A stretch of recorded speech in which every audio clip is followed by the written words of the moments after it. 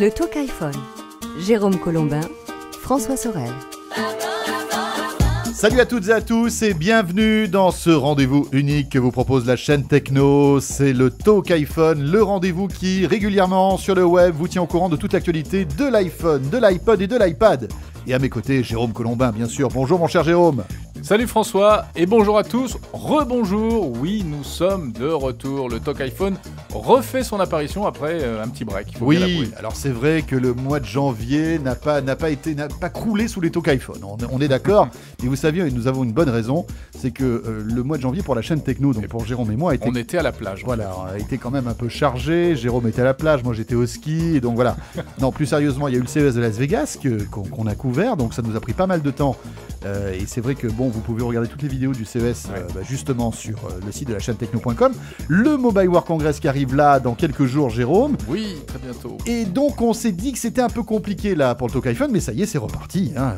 Bien évidemment, on n'allait pas comme ça vous laisser sur le bas-côté de la route. Exactement. Alors bon, on va l'avouer quand même, on va peut-être un petit peu ralentir la fréquence quand même. Hein. Le Talk iPhone, on se retrouvera plutôt une fois par mois désormais pour faire ce point très détaillé sur l'actualité de l'iPhone, de l'iPad et de l'iTouch. Voilà, sauf grosse actualité liée à l'iPhone, à l'iPod ou à l'iPad, bien sûr, hein, parce qu'on le sait que, évidemment, toutes les semaines sont émaillées d'actualités quand même assez chaudes. Alors, cette semaine, François. Alors, cette semaine, eh bien justement, on va commencer à s'intéresser à la fois aux rumeurs et puis ce qui va arriver, à la fois le futur iOS pour l'iPhone, hein, qui va arriver dans quelques jours, c'est le 4.3. Voilà, les nouvelles fonctionnalités pour votre iPhone, en fait, c'est ça. Effectivement. Concrètement. Même chose pour l'iPad, hein, qui va être mise à jour, et puis aussi le futur iPad qui va être annoncé, si tout va bien, là aussi dans quelques jours, mais on n'a pas d'informations précises. Hein. On est suspendu aux rumeurs pour l'instant. Alors à quoi pourrait ressembler ce nouvel iPad? On a enquêté tout à l'heure.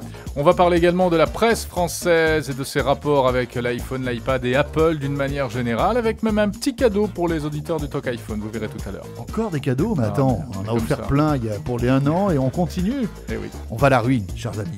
Et puis on fera une petite sélection d'applis, nos astuces, et puis le répondeur du Talk iPhone qui a bien cartonné là durant ces dernières semaines, avec une grosse sélection de tous les messages que vous avez pu nous laisser ces derniers temps.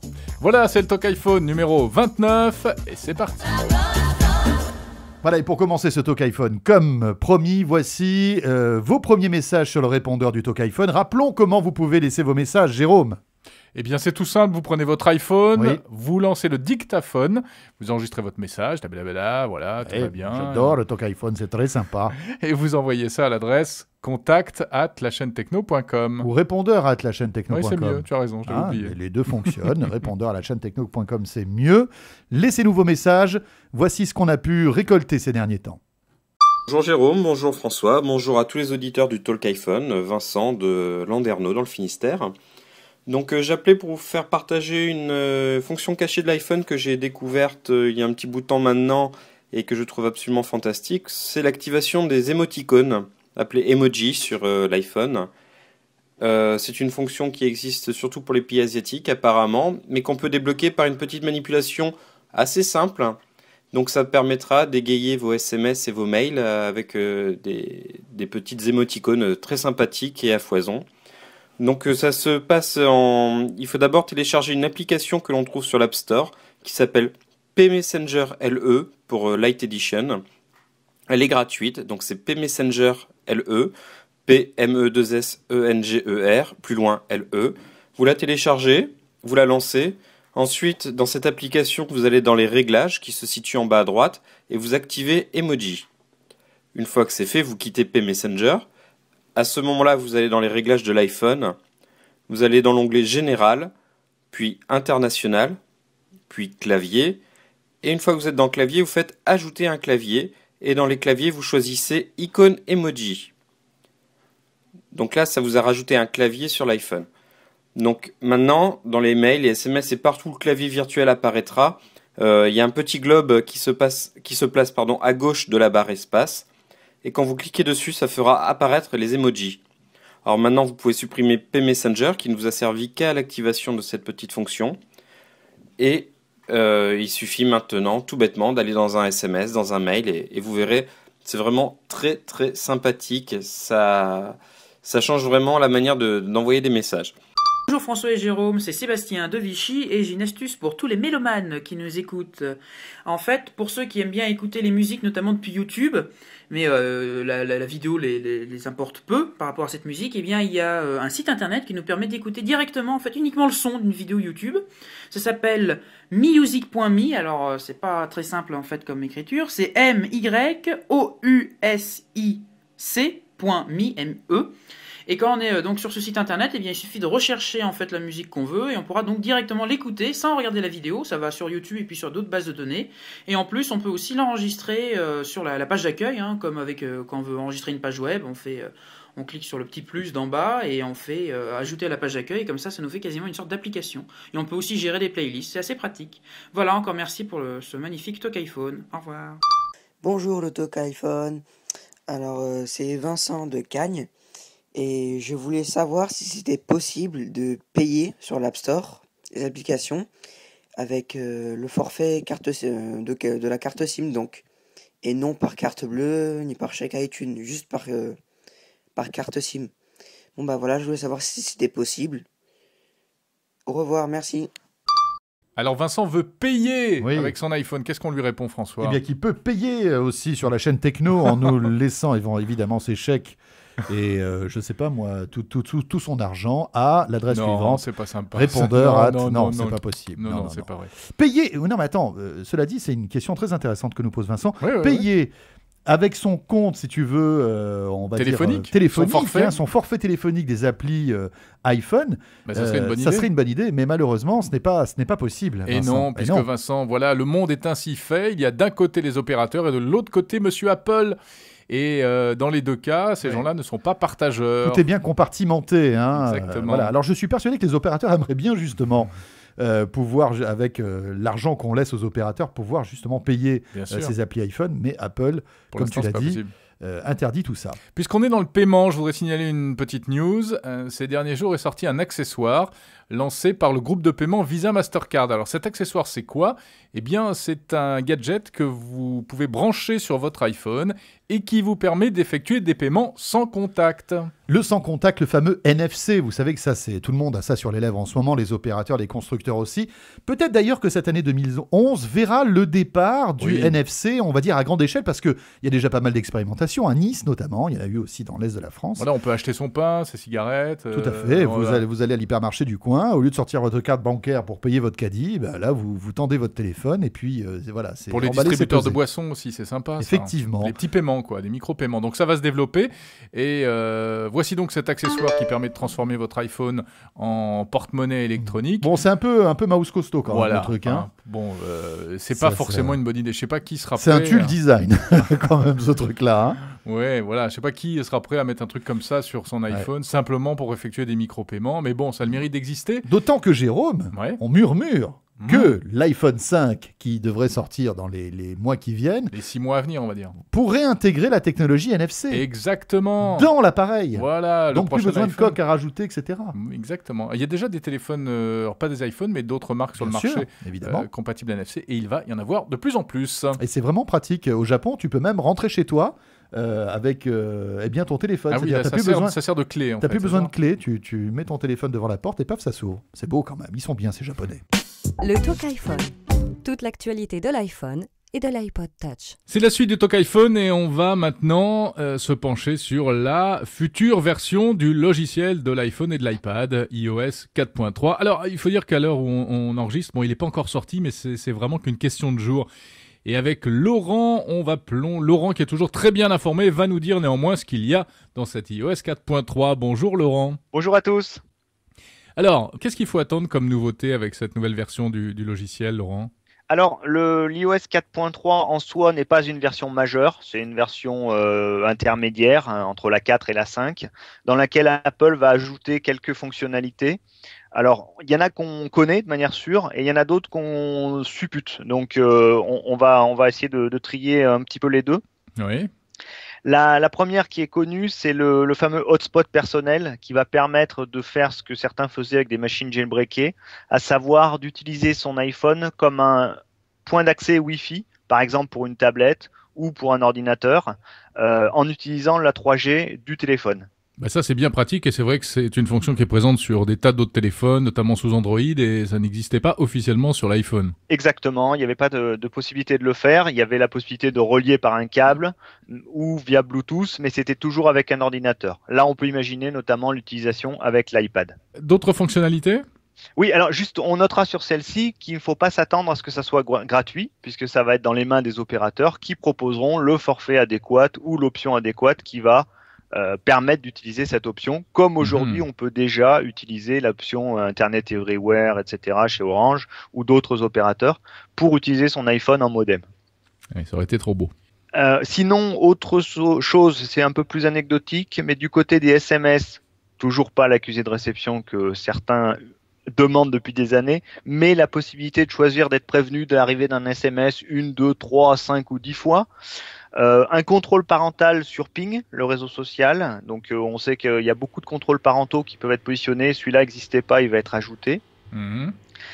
Ça, c'est pour ce que l'on sait officiellement. Il y aura également la meilleure prise en charge des vidéos AirPlay avec plus de fonctionnalités et notamment la possibilité pour les applications tierces d'utiliser AirPlay et de sortir la vidéo, par exemple sur une Apple TV.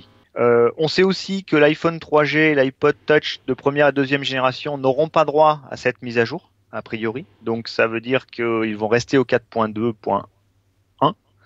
Oui, donc là ça segmente. Hein, oui, voilà. Donc là, on commence effectivement à avoir des machines qui deviennent obsolètes. On avait oublié l'iPhone V1 avec l'arrivée de l'iPhone 4. Cette fois-ci, c'est le 3G. D'autres choses, on a vu des traces dans le code d'une application PhotoStream qui pourrait être liée à MobileMe et qui permettrait d'envoyer directement les photos prises sur un flux accessible par des amis, par exemple, donc réseau social, etc. Mais il y a des traces, ça ne veut pas dire que ça sera dans cette version. Il y a également des traces d'un PhotoBoost, une application PhotoBoost un peu similaire à ce qu'on trouve sur Mac pour déformer les photos et les vidéos. C'est amusant ça. Côté iPad, l'iOS 4.3 en version bêta était assez intéressant puisqu'il y avait l'arrivée de nouveaux gestes avec les doigts pour passer d'une application à une autre, tout orienté autour du multitâche et de sa gestion. La possibilité de réduire une application en cours en appuyant les doigts sur l'écran et en refermant la main. Donc ça, Apple entre-temps a communiqué en disant c'est de la démonstration, ça ne sera pas dans l'application 4.3. Ça ne sera pas dans l'iOS 4.3. Mais c'est quand même quelque chose qui est assez intéressant à regarder, qui a du sens sur l'iPad, mais un peu moins sur l'iPhone, parce qu'il faut 5 doigts pour certains gestes, et l'écran de l'iPhone est un petit peu limite. Oui, en fait, je crois que c'est Mickey qui a protesté, parce qu'il a que 3 doigts, et donc il n'aurait pas pu s'en servir. Il y a toujours les oreilles, mais je suis pas sûr que ça aurait marché. D'accord. Bon, donc voilà pour la prochaine version d'iOS. Un petit mot rapide, Laurent, peut-être du futur iPad qui est très attendu puisque il y a beaucoup de buzz. Là, encore une fois, à l'heure où on enregistre, on n'a pas de date officielle concernant une possible annonce de l'iPad 2, mais on sait que c'est dans les tuyaux. Hein. Alors, on pense. On a vu beaucoup de choses, des choses et leur contraire. À l'heure qu'il est, voilà un peu ce qu'on pense voir dans un iPad 2. On devrait voir une épaisseur réduite, une taille légèrement réduite également sur le pourtour, mais sans changement de taille d'écran. On devrait finalement pas voir d'augmentation de la résolution, mais un écran de meilleure qualité, probablement plus fin, avec une image plus proche de la surface, et peut-être amélioré également au niveau de l'utilisation en plein soleil ou à l'extérieur. D'accord. Et puis la caméra, probablement. Voilà, on n'a également aucun doute qu'il y aura FaceTime et les caméras donc à l'avant et à l'arrière. Un processeur qui pourrait être double cœur et plus puissant que ce qu'il n'est actuellement. Probablement un coprocesseur graphique qui peut être 2 à 3 fois plus puissant que celui de l'iPhone 4. Donc là, on peut imaginer quelque chose d'assez costaud. Un doublement de la mémoire, très probable, de la mémoire interne de fonctionnement, qui passerait de 256 à 512 mégas, comme sur l'iPhone 4. Et globalement, on avait espéré un port SD, éventuellement un port USB. Il y a eu beaucoup de choses avec des prototypes d'étui qui circulaient. Il est peu probable qu'on voit ça. Maintenant, seul l'avenir nous le confirmera ou nous l'infirmera. Merci Laurent, donc le fondateur du site iPhone.fr qui est le partenaire, vous le savez, du Talk iPhone. Merci à vous. Le répondeur. Bonjour, c'est Nathalie. Déjà, je voulais souhaiter une très bonne année au Talk iPhone et une très bonne année à tous les auditeurs du Talk iPhone. Je voulais vous remercier également pour les conseils, notamment pour le P-Flip de Dexim. Cette batterie externe est vraiment très pratique et elle permet notamment de maintenir l'iPhone en position horizontale et pour la grande voyageuse en train que je suis, c'est vraiment très sympathique. Je voulais aussi faire un petit clin d'œil à l'auditeur qui nous a fait Nathalie gripper. Au moins, il m'a fait beaucoup rire. Bisous à tout le monde. Bonjour François, bonjour Jérôme, Cyril d'Épinal. Je voulais vous faire partager une petite astuce que j'ai découvert par hasard. Alors, je ne sais pas si ça a déjà été cité, mais quand vous appuyez accidentellement sur le bouton Home et que vous êtes dans une application comme un jeu, un film, un bouquin, etc., ou toute autre application, et que vous ne voulez pas quitter l'application, vous laissez votre doigt appuyer sur le bouton Home et vous maintenez appuyé sur un doigt sur l'écran et relâchez le bouton Home. Voilà, ça évite les accidents et ça peut s'avérer très très utile. Merci et bravo à vous. Bonjour à tous, Bertrand de Paris. Je viens vers vous parce que j'ai une question pour les auditeurs et les animateurs, pourquoi pas. Avec mon 3GS, j'ai pris pendant les fêtes beaucoup de vidéos et quand je les fais suivre par mail à mes contacts, ces derniers les reçoivent orientés latéralement sur la gauche d'un quart de tour. Et donc pour les visionner, ils sont obligés de pencher la tête sur le côté. Donc je voudrais savoir si vous avez une astuce pour remédier à ça, pour faire en sorte que les vidéos arrivent toujours dans le bon sens. Merci beaucoup et bonne année à tous. Alors mon cher Bertrand, nous avons investigué concernant ton problème de vidéo qu'il faut lire sur la tête sur le côté. On a fait 48 heures de tests dans le labo de la chaîne Techno pour résoudre ce problème, parce que c'est vrai que c'est énervant. Oui, et nous avons tous un torticolis à cause de toi maintenant. Félicitations Bertrand. Mais on a trouvé la solution. Oui. L'explication. Éteindre son iPhone. Et acheter un caméscope. Acheter un caméscope, ça marche mieux. Non, on a trouvé. Ouais. Enfin, Jérôme a trouvé. Oui, c'est vrai. C'est mon côté MacGyver. C'est ton côté MacGyver, ouais. En fait, c'est tout simple. Tout dépend de la position dans laquelle se trouve l'iPhone au moment où on commence à faire de la vidéo. Et si tu commences avec ton iPhone vertical pour ensuite le mettre en position horizontale alors que l'enregistrement est enclenché, eh bien, ça sème la panique. D'accord. Et tu ne pourras jamais remettre l'image dans le bon sens. Donc, il ne faut pas commencer un enregistrement vertical pour après mettre à l'horizontale l'iPhone. Et voilà. D'accord. Il faut commencer l'enregistrement à l'horizontale. Voilà, il y a un truc, visiblement, il enregistre la position, l'orientation au moment où ça démarre. D'accord. Bon, bah écoute, formidable. Pas, hein. Bah testez, dites-nous. Hein. Oui, c'est pas idiot, c'est peut-être aussi, ça permet par exemple de faire des effets dans des vidéos, c'est-à-dire que ça permet de filmer quelqu'un la tête en bas, les pieds en l'air. Et puis de donner mal à la tête à toutes les personnes qui vont regarder ta vidéo aussi, c'est cool. Le Talk iPhone, toute l'actualité de l'iPhone et de l'iPod Touch. Et tout de suite, dans le Talk iPhone, attention, sondage des amis. Vous avez intérêt à répondre à cette question, s'il vous plaît. On attend. Êtes-vous prêt à payer, en fait, pour avoir de l'information sur iPhone ou sur iPad ? Eh oui. Alors voilà, pourquoi on parle de ça ? Parce que, vous le savez, il y a quelques jours, eh bien, aux États-Unis est sorti le premier quotidien 100% iPad. Il n'existe pas sur le web, il n'existe pas sur papier, il n'est disponible que sur l'iPad. C'est The Daily, lancé par le groupe de Rupert Murdoch. Ça coûte 99 centimes par jour, le numéro. Enfin, il y a des frais... par semaine. Par semaine. Oui. Ah oui, par semaine, pardon. Bon, bah c'est intéressant ça, parce que vous savez que la presse se cherche par rapport aux nouveaux médias numériques, y compris en France. Et ce que l'on constate, c'est qu'on s'oriente de plus en plus vers ce qu'on appelle, d'abord vers le payant, la preuve avec The Daily, mais également vers ce qu'on appelle le freemium, c'est-à-dire le mélange entre le free, le gratuit, et le premium, le payant. Enfin, moi, je voulais juste rajouter un petit truc. Ouais. 99 cents par semaine, c'est vraiment pas cher. Non, c'est vraiment pas cher. Voilà, aucun aujourd'hui quotidien ou hebdo national français propose ce genre de tarif. Oui, mais n'oublie pas qu'en France, les journaux sont traditionnellement chers alors qu'ils sont bon marché outre-Atlantique. Oui, mais j'imagine qu'aux États-Unis, pour 99 cents, t'as pas un abonnement. T'as pas une semaine. T'as pas un quotidien tous les jours pendant une semaine. Voilà. Vrai. Donc il y a vraiment un effort qui a été fait sur le prix. Alors effectivement, après, est-ce que vous êtes prêt justement à payer, alors peut-être 1 € par semaine pour avoir du contenu de qualité ? Dites-le nous. Alors, ce qu'on va faire, c'est que vous allez pouvoir nous dire un petit peu ce que vous en pensez. C'est un mini sondage qu'on va faire pour le Talk iPhone. Ouais. Vous pouvez nous laisser justement vos avis par mail à l'adresse suivante, contact@lachaînetechno.com, tout simplement, contact@lachaînetechno.com. Si vous voulez nous le laisser en audio, c'est jouable aussi, répondeur@lachaînetechno.com, voilà, avec votre dictaphone. Et pour vous permettre de juger sur pièce, au fond, pour savoir si vous êtes prêt à payer pour accéder à un certain type de contenu sur iPhone ou sur iPad, eh bien, nous allons vous faire un petit cadeau. Bon, c'est pas grand-chose, mais on fait ce qu'on peut. Ouais. On va vous offrir des codes d'accès qui vont vous permettre d'accéder à la partie premium du site de l'application iPhone du Figaro. Oui, alors l'appli Le Figaro qui existe depuis pas mal de temps, qui a subi un petit refresh, là, il n'y a pas si longtemps que ça. Et donc là, pour la tester, on vous offre des codes premium. Alors attention, ce sont des codes qui fonctionnent pour les jours qui viennent. Hein. Là, il va falloir vite vous dépêcher. Alors précipitez-vous, c'est principalement pour le 14 février, c'est pour la Saint-Valentin. Hein, voilà, donc premier arrivé, premier servi, vous nous envoyez un mail. C'est ça que tu m'offres pour la Saint-Valentin, un code premium pour l'appli Le Figaro? Ouais, moi je suis un grand romantique. Ouais. Ah non, tu fais fort. N'offre pas ça à ta femme, parce qu'autrement, à mon avis, elle va t'envoyer l'iPhone sur la tête. Ah, hein. tu connais pas ma femme. Jérôme. Elle aime bien l'actualité? Bah oui, exactement. C'est très bien. Bon, sérieusement, et puis si jamais vous écoutez ce podcast après le 14 février, écrivez-nous quand même, on verra ce qu'on peut faire. On va essayer de s'arranger, on est entre nous, hein, d'accord. Donc là aussi, pour avoir ces codes, tout simplement, vous nous faites votre demande, contact@lachaînetechno.com. Le Talk iPhone.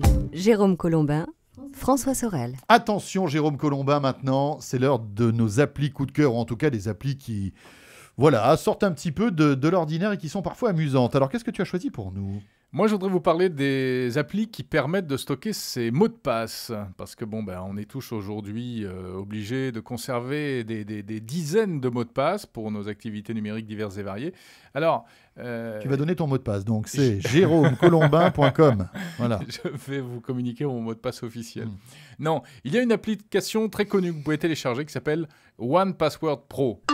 One Password Pro. Vous l'avez peut-être déjà. Bon, et elle permet de stocker sur votre iPhone tous vos mots de passe. Et puis surtout, ce qui est intéressant, c'est de partager ces données avec un Mac ou un PC. Eh bien, comment ça marche ? Ça marche par Dropbox. C'est-à-dire que ça synchronise via Dropbox. Et ainsi, lorsque tous les mots de passe que vous avez sur votre PC ou votre Mac, vous les retrouvez sur votre iPhone. Seulement, cette application One Password Pro, elle coûte quand même près de 12 €. Ouais, oui. 11,99. Ils s'embêtent pas, hein ? Non.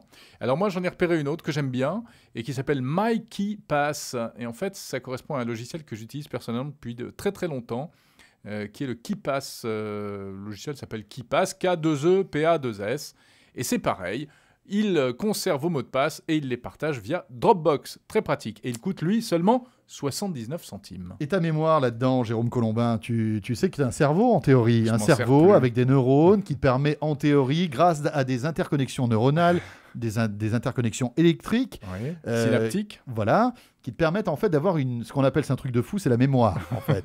Alors la mémoire, je m'en sers pour conserver le mot de passe général, Principal. le master password qui me permet d'accéder à l'ensemble des autres mots de passe. C'est comme ça que ça marche. Bon, alors Jérôme, maintenant... Toi, qu'est-ce que tu nous as trouvé ? Ah écoute, c'est pas mon appli coup de cœur, parce que bon, c'est pas... Voilà, je vais pas forcément la télécharger, mais je te la conseille, parce que toi qui vis dans le péché, tout le monde le sait, hein, bon, alors c'est un secret de polichinelle, tout Paris sait que tu vis dans le péché. On va pas rentrer dans les détails. Et comme tu es quelqu'un de geek, quelqu'un de branché... C'est quoi mes péchés ? Oui, je mange un peu trop de saucisson. Un peu trop de jambon, un peu trop de saucisson. Bon, voilà, là, c'est on va dire les péchés visibles. Ça va pas beaucoup plus loin, hein. Ce n'est que la partie visible de l'iceberg. Bon, et donc, il existe une application qui en plus ne coûte pas cher. Ouais. Pour 1,99 $, va te permettre la confession sur iPhone, Jérôme. Ouais. C'est pas mal. D'accord. Effectivement, c'est bien. Alors, comment ça marche ? Tu es plus obligé donc de te confesser auprès d'un Tu fais prêtre. rentrer un C'est prêtre plus dans pratique. ton iPhone. Pas tout à fait. C'est-à-dire que grâce à cette appli qui s'appelle Confession, Il paraît qu'ils nous ont copié. Tu l'enregistres et tu l'envoies par mail, c'est ça ? Ils nous ont copié. Le répondeur confessionnal, s'il vous plaît. Non. Là, donc, vous tapez Confession, vous téléchargez cette appli. Et en fait, voilà, tu vas pouvoir te confesser, faire tes prières, etc. Enfin, bon, bref, voilà. Ah, ouais. Alors, tu sais qu'il y a une information qui est sortie juste après la parution de cette appli, du Vatican, qui a dit qu'il ne tolérerait jamais la confession sur iPhone. Voilà. Donc, pourtant, ils sont open en général. Eh ben, oui, oui, c'est vrai. Ils sont très branchés, fécondation in vitro, préservatif, tout ça. Oui, voilà, moyen de contraception, etc. Et donc, ils disent que la technologie ne pourra jamais se substituer à l'absolution accordée par un prêtre ou à un pécheur. C'est un peu vrai. C'est le porte-parole du Vatican qui a déclaré ça. Voilà. Bon, donc, on peut pas... Si tu veux, voilà... Mais si vous êtes au fin fond de l'Amazonie, que vous avez un péché à confesser d'urgence, moi, je dis, ça peut rendre service. Tout à fait. Puis, si vous êtes au fond de l'Amazonie, vous pouvez tout simplement pêcher. Ça peut peut-être vous servir justement aussi à ne pas mourir de faim. Voilà. Ouais, bon. Qu'est-ce qu'on a d'autre ? Allez, brièvement, moi j'ai un truc qui n'est pas très nouveau, mais c'est une astuce. Savez-vous qu'il est possible de parler plusieurs langues sur l'iPhone ? Pour faire court, quand on tape un message en français, eh bien avec le correcteur orthographique, si vous mettez un mot d'anglais au milieu, c'est la panique. Ah, c'est vrai. Bon. Et à la fois, moi, j'ai voulu taper un message avec bonjour, et il m'a écrit Blinis. Et j'ai envoyé le message comme ça. Donc la personne, tu t'imagines, t'as Blinis, virgule, je serais très heureux de. Si c'est un ami russe, ça peut passer. Oui. Bon, eh bien, il suffit d'activer, par exemple, le clavier américain. Donc, vous allez dans Réglages, vous allez dans Clavier, vous mettez Clavier international, vous ajoutez un clavier américain. Et ensuite, lorsque vous voulez taper un message, à gauche de la barre d'espace, vous avez ce petit symbole avec la planète, là. La petite map monde. Vous cliquez là-dessus, ça vous fait switcher automatiquement du clavier américain ou français.